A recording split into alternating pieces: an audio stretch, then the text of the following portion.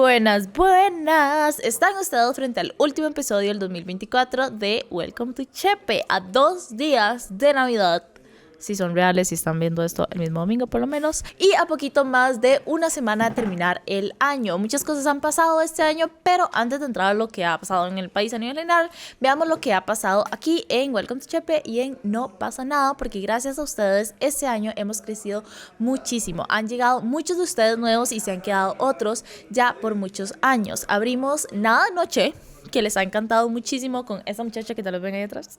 Hicimos un Run Club, que tal vez ustedes han disfrutado muchísimo, parece. Tenemos domingo con DJs en cafeterías en Costa Rica y en México. Y estamos abriendo un club de lectura. 1000 veces gracias a ustedes. Esperamos seguir creciendo, esperamos seguir haciendo cosas diferentes, interesantes y buenas para ustedes y que ustedes nos sigan apoyando. Pero ahora sí, volviendo al episodio, qué mejor forma de ver qué pasó en el año que usando al Estado de la Nación 2024. Un informe que nació en el 94 como una iniciativa del CONARE junto con las universidades públicas de Costa Rica, la Defensoría y el Programa de Naciones Unidas para, cito, proporcionar información confiable y rigurosa sobre el desarrollo humano sostenible en el país. Caos.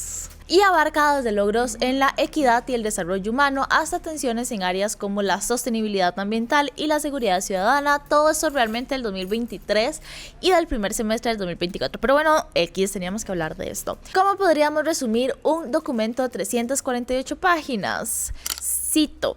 Al cierre del primer cuarto del siglo XXI, Costa Rica atraviesa por una peligrosa situación que, mal atendida, tiene el potencial de desestabilizar logros históricos de su desarrollo humano sostenible y de su democracia. ¿Por qué? Mencionan varios acontecimientos que golpearon el rumbo del país, así lo dice en el documento. Grave crisis de las finanzas públicas, el COVID-19 y una profunda crisis de representación política de la ciudadanía. Según indica el informe, estamos repitiendo un error histórico cometido en los 80 cuando, y cito, se sacrificó objetivos de desarrollo humano para obtener estabilidad fiscal sin visión estratégica. Por si no queda claro, por si no es obvio, no estamos diciendo que Chávez tiene toda la culpa, no estamos diciendo que nos estamos yendo allá por la gestión única y exclusivamente de Chávez, ¿ok? Creo que es obvio, pero por si acaso. El mismo informe recuerda que desde hace 10 años en el informe del 2014 se advirtió sobre un desgaste en los fundamentos del estilo de desarrollo nacional. A partir de estas consideraciones, la presente edición del informe plantea 4 mensajes clave. Primero, en los últimos 30 años hemos avanzado mucho, pero también han surgido problemas que hacen más difícil cumplir con la parte social en nuestro país. 2, aunque la economía crece y está estable, esto está pasando mientras, de nuevo, la inversión y la responsabilidad social se va debilitando. 3. Las peleas entre los diferentes poderes del gobierno están frenando las soluciones a los problemas que afectan a las personas. Y 4. El crimen organizado es una amenaza muy seria para el desarrollo del país y nuestra democracia. Entrando al contenido, veamos qué cosas se destacan positivas y negativas. El informe se divide en 3 partes y a su vez en 6 capítulos. La parte 1 es sinopsis, que tiene el capítulo 1 también, que se llama sinopsis. Y la parte 2 se llama seguimiento, que tiene el capítulo del 2 al 5. Equidad de integración social, oportunidades, estabilidad y solvencias económicas, armonía con la naturaleza, fortalecimiento de la democracia. Y después tenemos la parte 3, que son debates para el desarrollo e incluye aquí la parte de violencia, homicida y crimen organizado, que saben que es muy importante. El capítulo 1 es un poco lo que acabamos de ver, como este resumen y cosas claves. Entonces comencemos con el segundo capítulo, capítulo 2, equidad e integración social. Veamos, positivo. Alcanzamos mínimos históricos en pobreza multidimensional. Los niveles de pobreza en nuestro país bajaron a números que no veíamos desde hace casi 15 años. En comparación con décadas pasadas, el porcentaje de hogares en riesgo de caer en la pobreza se ha reducido. Negativos por el otro lado, en los últimos 10 años los ingresos de los hogares han disminuido casi un 20% por la pérdida de empleos formales, la precarización del trabajo, etc. También el 6,3% de los hogares costarricenses todavía viven en pobreza extrema. También las brechas entre regiones siguen siendo significativas, con un acceso desigual a servicios como educación, salud y transporte. Hablando de salud, por ejemplo, también todo lo que pasó y sigue pasando en la Caja Costarricense del Seguro Social. ¿Huelga? El sindicato le dijo a Marta Esquivel que o les mejoran las condiciones y subían el salario base o dejaban de trabajar horas extras. Eso significa que trabajarán únicamente su horario regular y no después de las 4 p.m., no durante fines de semana y no en los feriados. Acuerdo. Según se informó en su momento, en los primeros días de diciembre se contabilizaban 84 renuncias de médicos, siendo el más afectado el Hospital México, que tiene 19 renuncias, pero también se encuentran problemas en hospitales fuera de la GAM que cuentan ya de base con muchísimos menos especialistas y además, por si fuera poco, por si 80 y pico no les parece suficiente para asustarse, el Sindicato de Médicos Especialistas advirtió que hasta unos 600 especialistas podrían renunciar a la institución durante este mes. Fuga de especialistas. Ay, claro, no hay que olvidar la suspensión de la presidenta de la institución por el caso Barrenador. 138 de sus EBAIS anuló un cartel de licitación y aprobó un nuevo proceso que aparentemente favoreció a ciertas cooperativas específicas, ignorando advertencias técnicas sobre el impacto económico y el principio de menor costo, resultando en un posible sobreprecio que generó un impacto negativo chiquitito, 12.400 millones de colones al año para la caja. Marta Esquivel, en medio de los allanamientos, se entregó en Pérez Celedón, donde estaba ella, y fue trasladada a los tribunales de Goicoechea, así como a los otros 7 detenidos, altos funcionarios y exfuncionarios de la Junta Directiva. Sí. Capítulo 3, oportunidades, estabilidad y solvencias económicas. Positivo, tenemos que logramos una reducción sin precedentes de la inflación, incluso alcanzando una cifra de menos 3,3%. Positivo, negativo. Después también parece que el colón de repente vale muchísimo y el valor del dólar está súper bajo. De nuevo, positivo, negativo. Según publicó la revista The Economist en su índice Big Mac, el colón es la sexta moneda más sobrevaluada del mundo y la segunda en Latinoamérica, únicamente por debajo de Uruguay. Del mundo, la sexta del mundo. A pesar de todo lo que pasa en el mundo, las exportaciones costarricenses han mantenido un gran desempeño, sobre todo en sectores como dispositivos médicos, tecnología y productos agrícolas. Obviamente nos salvan las zonas francas, ya sabemos. Por otro lado, negativo, aunque la economía se está recuperando, hay pocos empleos formales nuevos y el empleo informal sigue siendo un súper problema. La inflación también ha bajado, pero los salarios reales de las personas casi que no han mejorado. Los recortes en áreas como educación, salud e infraestructura han reducido el impacto positivo del gasto público en la calidad de vida de las personas, que al final terminó así. Recordemos que en agosto el Poder Ejecutivo anunció que no negociaría más el aumento del Fondo Especial para la Educación Superior, el FES, y en cambio le dejaría la tarea por primera vez en la historia a la Asamblea Legislativa, estableciendo un módico aumento del 0% en su presupuesto. Esto versus el 4% que solicitaban las universidades públicas y el 1% que el Poder Ejecutivo inicialmente dijo que era lo único que podía dar. Bueno, finalmente tenemos alguna respuesta porque la semana pasada la Comisión de Asuntos Hacendarios de la Asamblea Legislativa finalmente llegó a un acuerdo definitivo. Eso espero, respecto a un aumento y fue de un 2%. También las políticas económicas están enfocadas en reducir deudas, pero han dejado de lado la inversión en sectores clave para el crecimiento del futuro. Ahora pasando al capítulo 4, que es armonía con la naturaleza. Creo que ya imaginan por dónde puedo ir, pero bueno. Positivo. Desde el 96 la cobertura forestal ha crecido consistentemente, alcanzando más del 50% del territorio nacional el año pasado. Más del 99% de la electricidad generada a partir de fuentes limpias como hidroeléctrica, eólica y geotérmica.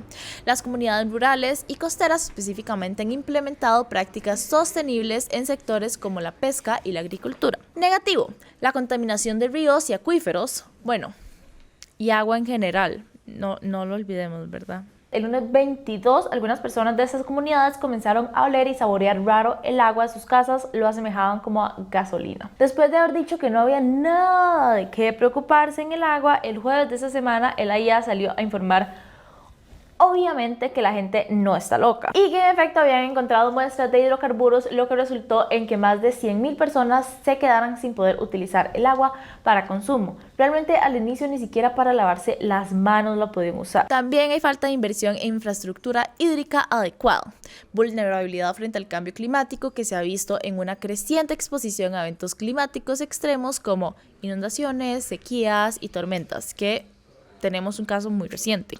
Las semanas anteriores fueron muy complicadas para muchas zonas del país. En los primeros 18 días de noviembre se rompió el récord con el mes más lluvioso en 25 años de registro, llevando a que solo en estos días tuviéramos 6 fallecidos, 4.613 atendidos, 2.800 personas en albergues temporales, 5 personas desaparecidas, 3.549 personas evacuadas, 50 mascotas evacuadas, 2.514 incidentes por inundación, 54 deslizamientos, 354 centros educativos afectados y más de 500 millones de colones perdidos en el sector agro. Además, por supuesto, de un diputado inventando que fue a ayudar, pero solo pasó un súper ridículo. También tenemos expansión de actividades productivas en áreas protegidas. Caso Comején. Hace unas semanas, por medio de 14 allanamientos, se logró la detención de 4 personas sospechosas de estar involucradas en permisos de construcción de dudosa procedencia por favorecer empresas específicas dentro de la Secretaría Técnica Nacional Ambiental, SETENA, una entidad adscrita al Ministerio de Ambiente. Caso Comején, ¿cómo olvidarlo? Gran nombre de nuevo, terrible caso. Aumento de residuos sólidos al punto que los sistemas de recolección y reciclaje no han podido mantenerse al ritmo necesario y nos estamos básicamente yendo en basura. En el caso del Parque de Tecnología Ambiental Uruca, se estima que su vida útil es de solamente 3 meses, por lo que el GAM para el 2025 solo contará con un relleno disponible, o sea, se va a poner mucho peor, obviamente. Capítulo 5, fortalecimiento de la democracia. Positivo, tenemos un aumento en la involucración de la sociedad civil en procesos democráticos. También tenemos la representación política, que ha mejorado con la inclusión de mujeres, jóvenes y grupos históricamente excluidos en las estructuras de poder. Ya sabemos por dónde va. También hay cambios en las normativas locales que han fortalecido el poder de los gobiernos municipales. Negativo, conflictos entre poderes. Por supuesto, tensiones constantes entre poder ejecutivo, legislativo y judicial. A mí me parece que cada uno ve las cosas según su óptica, y usted, por supuesto, dice, cada uno ve el vaso de agua según lo quiera ver, ¿verdad? Bueno, usted lo está viendo desde una óptica un poquito autoritaria, que es un estilo de gobierno. Pelea entre muchachones, eso es un título de un video, qué vergüenza. Y bueno, por supuesto, no podemos olvidar las tensiones también entre instituciones. Con todo el respeto del mundo, con todo respeto, con todo respeto, con todo respeto, con todo respeto, con todo respeto, con todo respeto, con todo respeto, con todo respeto, con todo respeto. Después la Contralora. Señor presidente. Sí.